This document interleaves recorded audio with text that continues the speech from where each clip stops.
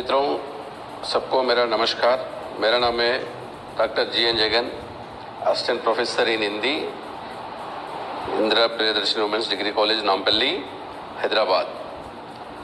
आज हम भक्ति काल में सगुन भक्ति धारा में कृष्ण भक्ति के बारे में, कृष्ण भक्ति धारा के बारे में चर्चा करने के लिए अब मैं प्रस्तुत करूंगा। सगुन कृष्ण भक्ति धारा।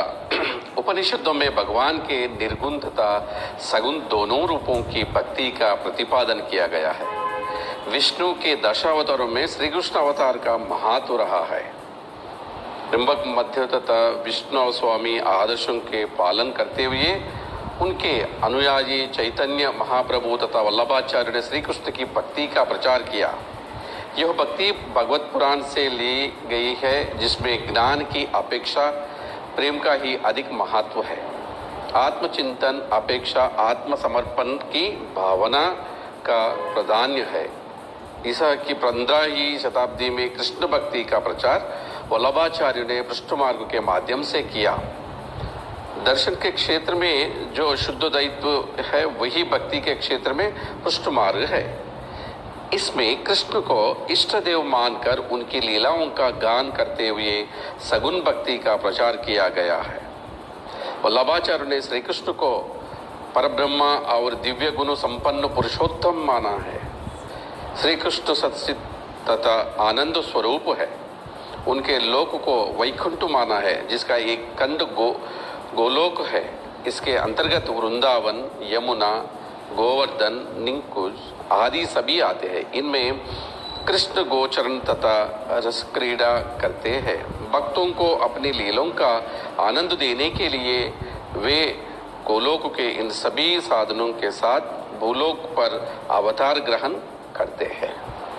कृष्ण का अनुग्रह पाने के लिए तथा कृपा प्राप्त करने के लिए प्रेम लक्षण भक्ति के द्वारा उनकी आराधना करना आवश्यक माना गया है। इस अनुग्रह या कृपा को पृष्ठ मार्ग कहते हैं तथा इसको प्रधानता देने वाले भक्ति मार्ग को पृष्ठ मार्ग कहा जाता है। कृष्ण भक्ति और गीत काव्य। कृष्ण भक्ति शाखा के काव्य का विकास प्राय मुक्तक के रूप में ही हुआ है और अष्टजाप के भक्त कवियों के संगीत लहरी में ही हमको सका पूरा आनंद मिलता है। यद्यपि कुछ कवियों ने रामायण के अनुकरण में कृष्णचंद्र का कार्यों में यथेष्ट सफलता प्राप्त ना कर सके। इसका यही कारण मालूम होता है कि यद्यपि कृष्ण भगवान के लोकरंजक, लोकरक्षक दोनों ही रूपों में लोगों की रुचि अधिक आकर्षित हुई है। श्री कृष्ण में ऐश्वर्य की अपेक्षा माधुर्य का प्राधान्य है। इसका संगीतमय पदों में ही अच्छी प्रकार से वर्णन हो सकता है। मर्यादा पुरुषोत्तम रामचंद्र जी के जीवन की सी अनेक रूपता में अष्टजाप के कवियों का मन ना राम सका। इसी कारण प्रबंध काव्य लिए ये उचित सामग्री उपस्थित करने में असमर्थ रहे। कृष्ण काव्य पर प्रभाव। कृष्ण काव्य के दो प्रभाव स्पष्ट रूप से लक्षित है। एक है वल्लभाचार्य की बालकृष्ण जी का उपासना प्रधान भक्ति पद्धति और दूसरा है जयदेव, विद्यापति, चंडीदास आदि भक्ति कवियों के गीत काव्य पद्धति। महाकवि जयदेव का गीत गोविंद संस्कृत गीत काव्य का बड़ा सुंदर ग्रंथ है, जो स्वर और ताल के साथ गाया जा सकता है। उन्होंने गीत काव्य के द्वारा स्त्री पुरुष की साधारण प्रेम लीलाओं में सहज आकर्षण रखने वाले मनुष्यों के चित्त को अपनी कोमलाकांत पदावली द्वारा राधा कृष्ण की दिव्य लीलों के महाप्रभु द्वारा बंगाल के इन गेय पदों का वृंदावन में भी प्रचार हुआ। जयदेव ने विलास, कला, कौतूहल, शक्कर के सहारे हरिस्मरण की औषधि को सांसारिक लोगों के गले के नीचे उतारना चाहता उनका। और वल्लभाचार्य संप्रदाय और अष्टजाप के कवि महाप्रभु वल्लभाचार्य ने जिस कृष्ण भक्ति का प्रचार किया, उसने विशाल जन समुदाय तो प्रभावित वो अनेक कवि भी प्रभावित होकर उनके शिष्य बने गए। उन्हीं की प्रेरणा से सूरदास जी ने भगवान के सगुण रूप का गान किया था। उन्होंने कीर्तना प्रवर्त पर श्रीनाथ जी के मंदिर की स्थापना की। इस मंदिर में विद्वत पूजन, भजन, भोग, कीर्तना आदि व्यवस्था के लिए उनके पुष्टि मार्ग के कुछ शिष्य रहा करते थे। वल्लभाचार्य जी के पश्चात उनके पुत्र गोसाई विठलनाथ जी ने भी उक्त परंपरा को विकसित किया और उन्होंने भी अपने 4 प्रिय शिष्यों को श्रीनाथ जी के मंदिर के कार्य के लिए चुना। इस प्रकार 4 वल्लभाचार्य जी के तथा 4 गोसाई विठलनाथ जी के प्रिय शिष्यों का द्वारा 8 प्रसिद्ध कृष्ण भक्त कवियों को जो समुदाय बने वही अष्टशाप के नाम से विख्यात है। अष्टशाप के इन 8 कवियों ने नाम इस प्रकार है: सूरदास, कुंभनदास, परमानंद दास, कृष्णदास, गोविंद स्वामी, नंददास, चित्तस्वामी और चतुर्भुजदास। इनमें पहले 4 वल्लभाचार्य के और अंतिम 4 कवि गोसाई विठलनाथ जी के शिष्य थे। इन अष्टशाप के कवियों में सूरदास का स्थान सर्वोपरि माना जाता है। अब हम देखेंगे कृष्ण भक्ति काव्यधारा की प्रमुख विशेषता क्या है। कृष्ण भक्ति काव्यधारा के प्रमुख विशेषता क्या है? कृष्ण ही सर्वस्व है, ब्रह्म है, जगत और जीव इस ब्रह्म रूप के साथ और चित्त अंश है। ब्रह्मा आनंद रूप है, उस आनंद को पाना ही जीवात्मा रूपी गोपियों का लक्ष्य है। कृष्ण भक्त कवि माधुर्य भाव की भक्ति की उपासना करते हैं। कृष्ण भक्त कवि मर्यादा उपासना में विरह की तीव्रता को अनिवार्य माने हैं। इसलिए इन कवियों ने गोपिकों के विरह को, भ्रमर गीत प्रसंग को विशेष महत्व दिया है। श्रृंगार रस को सर्वोपरि स्थान दिया है। श्रृंगारिक कविता होने के इनकी कविता में सर्वत्र सरसता का संचार मिलता है। कृष्ण के बाल किशोर युवकाल की मधुर लीलों का मनोहरी आंकन हुआ है। इन कवियों ने सका भाव की भक्ति को ही अपनाया है। कृष्ण मार्गीय सिद्धांतों का अनुगमन करते हुए इन कवियों ने ब्रजभूमि, यमुना, मुरली, गोवंश आदि के प्रति अपना भक्ति भाव निवेदित किया है। पदशैली अर्थात गीत काव्य का अनुसरण किया है। संगीत इन कवियों को गहरी और व्यापक समझ है। ब्रजभाषा का प्रयोग किया है। अलंकारों के सहज स्वाभाविक प्रयोग में इन कवियों की रुचि है। मानव की रागात्मकता के परितोष देने में कृष्ण भक्ति का योगदान सराहनीय है। इस प्रकार कृष्ण भक्ति काव्यधारा की प्रमुख अनेक प्रकार की विशेषता है। अब हम देखेंगे कृष्ण भक्ति काव्यधारा के प्रमुख कवियों के बारे में अब हम चर्चा करेंगे। कृष्ण भक्ति काव्यधारा में अनंगित कवियों ने स्नान होकर काव्य कलंदी को प्रवाहित किया है। वल्लभाचार्य और उनके पुत्र विठलनाथ जी द्वारा स्थापित अष्टशाप के 8 प्रमुख कवियों के अतिरिक्त मीराबाई, नरोत्तम दास, रसकान, स्वामी हरिदास, हलास, ताज, श्री भट्ट आदि अनेक कवियों ने इस काव्यधारा के को प्रवाहमान रखने में अपना अपना महत्वपूर्ण योगदान दिया है। अब हम देखेंगे अष्टशाप के कवि भक्त शिरोमणि सूरदास के बारे में अब चर्चा करेंगे। भक्त शिरोमणि सूरदास वल्लभाचार्य के शिष्य शिरोमणि कृष्ण मार्ग के जहाज कहे जाते हैं। जीवन परिचय एक बार देखेंगे। सूरदास का जन्म 1478 के आसपास माना जाता है। इनका जन्मास्थान मथुरा आगर सड़क पर स्थित रुनकाता नामक ग्राम में माना जाता है। इनके पिता का नाम है रामदास था। ये सरस्वत ब्राह्मण थे। कुछ विद्वानों को मतानुसार सूरदास चंद्रबाई दाई के वंशज थे। सूरदास को कुछ विद्वान जन्मांध मानते थे। महाप्रभु वल्लभाचार्य इनके गुरु थे। महाप्रभु वल्लभाचार्य की आज्ञा से ही सूरदास जी श्रीनाथ जी के मंदिर में कीर्तना किए करते थे। प्रतिदिन एक पद बनाकर भगवान अर्पण करना इनका नियम था।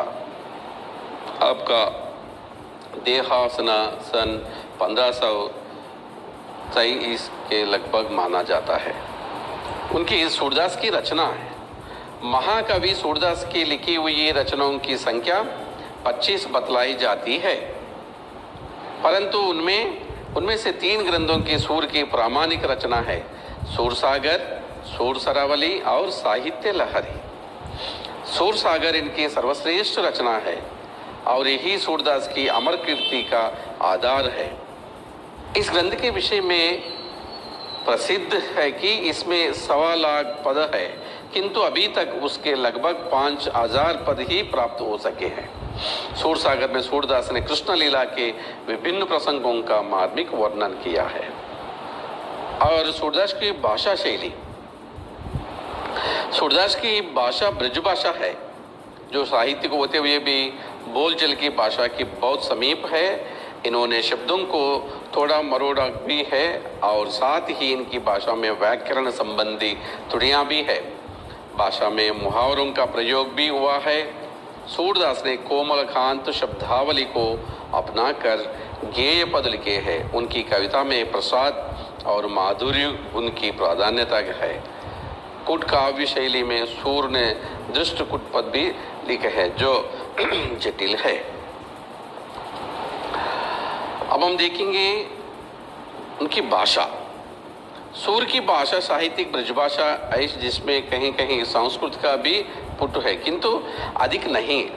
साहित्यिक होते हुए भी वह बोलचाल की भाषा के अधिक निकट है और उसमें उसका चलतापन भी है। कहीं कहीं चलन से उतरे हुए ब्रजभाषा के ठेठ ग्रामीण शब्द भी आ गए हैं। उनकी भाषा में माधुर्य गुण पूर्णतः विद्यमान है। उन्होंने ब्रजभाषा की प्रगति के अनुकूल वर्णों को कोमल बनाया है, जैसे वा, का, भा, ना, ख, ना कर दिया है। सूर के शब्दों में बड़ी सुंदर व्यंजन रहती है। योग का तिरस्कार करने के लिए उसे मोट और केप कहा है, जिसके एकदम उसकी अल्पमूल्यता, स्थूलता और निरर्थकता का चित्रण उपस्थित हो जाता है। सूर ने मुहावरों का भी बड़ा सार्थक प्रयोग किया है। और सूर की भाषा में पूर्वी प्रयोग जैसे मोर, अमर, किन आदि भी यत्र तत्र मिलते हैं। कहीं कहीं गही भी आदि बुंदेलखंड के प्रयोग भी आ गए हैं। एक आध पंजाबी शब्द भी जैसे प्यारी, महंगी के अर्थ में आ गया है। तुलसीदास का भक्ति भावना, जैसा कि ऊपर कहा गया है, सूरदास जी की दीक्षा वल्लभ संप्रदाय की है। उनकी उपासना बालकृष्ण की थी और भक्ति सखा भाव की है। कुछ लोग उनको उद्धव जी का अवतार मानते हैं। इस आधार पर हृदय मिश्र बंधुओं का यह विचार है कि सूरदास बड़े अक्कड़ थे, इसीलिए वे अपने भगवान को गोपियों के मुख से खरी खोटी कहलाने में नहीं चुके। जिन प्रसंगों में भगवान को खरी खोटी सुनाई गई है वे श्रृंगार और वात्सल्य के हैं। उनमें प्रेमत्व के कारण करकोट कहा जाती है। यशोदा के लिए तो मथुरा में पराक्रम में दिखाने वाला कृष्ण चंगन मंगन और ललित लड़ेते ही बने रहते हैं।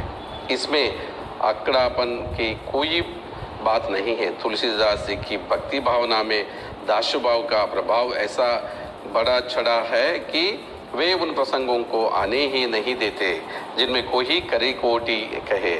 उनका श्रृंगार बड़ा मर्यादित है, उसमें उपलम्ब और मान की गुंजाइश नहीं रहती है। रामचंद्र जी की हीनता दिखाए जाने के भय से उन्होंने लव कुश कंड नहीं लिखा। तुलसी का वात्सल्य भी कहीं कहीं अवश्य उनकी दास्य भावना से प्रभावित हो गया है। सूरदास जी ने जहाँ विनय की है वहाँ वे भी दीनता और हीनता दिखाने के तुलसीदास जी पीछे नहीं पड़े हैं। इस प्रकार उनकी दोनों के बीच में इस प्रकार है भक्ति भावना तुलसीदास और ये सूरदास के बारे में। अब हम देखेंगे इस काल में और सूरदास के साथ नंददास और कुछ प्रमुख कवि है। यहाँ पर नंददास का ग्रंथ इनके पंचाध्याय के अतिरिक्त भ्रमर गीत प्रमुख ग्रंथ है। अन्यकार्थ मंजरी, मानस मंजरी, नवमाला, दस मंजरी, शाम सगाई, रुक्मिणी मंगल, इस प्रकार उनका अनेक रचना है। और इनके बाद परमानंद दास रचना के विस्तार और काव्य में उत्कृष्ट की दृष्टि से अष्टचाप के कवियों में इनका स्थान बहुत ऊंचा है। ये कंजौ के रहने वाले थे। गोस्वामी विठलनाथ की दीक्षा लेने से पूर्व ये भी सूरदास जी की भांति शिष्य और सेवक बनते थे और स्वामी कहलाते थे। बाल्यकाल से ही इनकी रुचि भगवत भक्ति की ओर थी। इन्होंने विवाह नहीं किया। इनके रचे हुए 6 ग्रंथ है। एक है परमानंद सागर, परमानंद जी के पद, दान लीला, उद्धव लीला, ध्रुव चरित्र तथा संस्कृत रत्नमाला, इस प्रकार इनका रचना है। और इनके बाद कृष्णदास ये जाति के शुद्ध थे, दलित थे और गुजरात के रहने वाले थे। महाप्रभु वल्लभाचार्य के सुयोग्य शिष्य और कृपा पात्र होने के कारण ये मंदिर में मुखिया बना दिया गए थे। इनके जुगल मान चरित के अतिरिक्त भ्रमर गीत और प्रेम तत्व निरूपणा नाम 2 ग्रंथ और बताए जाते हैं। मुख्यतः राधा कृष्णा की श्रृंगार लीला के पद ही इन्होंने रचे थे। इनके बाद कृष्णदास के बाद कुंभन दास अष्टचाप के सभी कवियों अपनी ईशा अनन्यता और तन्मयता के लिए प्रसिद्ध है। ये अच्छे गायक थे और ब्रजभाषा पर पूर्ण अधिकार रखते थे। ये लोग हृदय का अनुभूति से प्रेरित अपने भावों को संगीतमयी भाषा में अभिव्यंजित करते थे। इनकी रचना स्वतः सुखिया होती थी। ये राजा से नहीं चाहते थे। अकबर बादशाह द्वारा निमंत्रण के अनुकूल ना था। नीचे के पद से हम एक बार इनके पदों भी हम देख सकते हैं। संतन कहाँ सिकरी सो काम, अवध जात पनिया टूटी, बीसरी घायों हरिनाम, जिनको मुख देखते दुख उपजत कवि परि सलाम, इस प्रकार कुंभनदास ने कहा है। और इनके बाद चित्ता स्वामी और कुछ चंद्रबोस दास, गोविंद स्वामी, इस प्रकार अनेक कवियों ने हैं। और ये कृष्ण भक्ति धारा के प्रमुख कवियाँ हैं। इस प्रकार हम कृष्ण धारा के बारे में हम यहाँ पर समाप्त करेंगे और अगले क्लास में दूसरा जो कवियों के बारे में चर्चा करेंगे। धन्यवाद।